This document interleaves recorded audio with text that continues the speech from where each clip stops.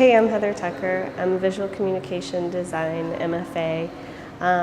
Before coming here to Notre Dame, I was at Andrews University. Originally, I'm from Georgia, but lived in Grand Rapids, Michigan before coming here, and worked in design and advertising for several years before coming here. So when I first started at Notre Dame, I was studying language and kind of colloquial language from down south where I grew up.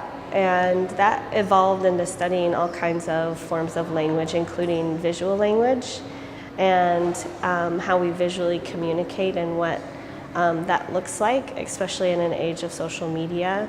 So I started out looking specifically at social media and girls, and then it evolved into looking at social media girls and posing and these acts of self-styling that we do on social media.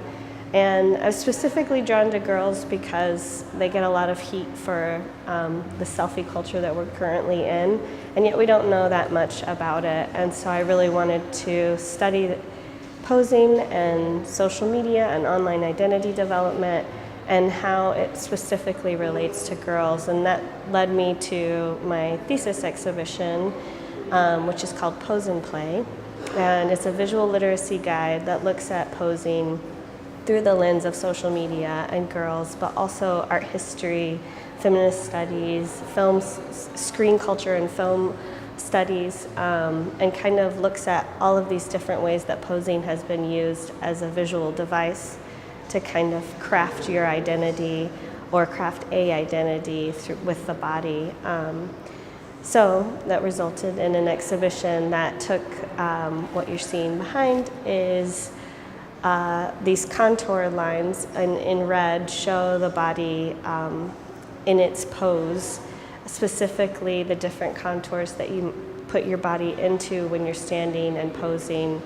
And then projected onto them are the different images throughout time, sometimes all the way to ancient and then all the way to social media. So giving kind of an idea of how certain poses have persisted for so long and been associated with so many different meanings. So when you see them on social media today, it's a way of kind of interpreting and understanding them.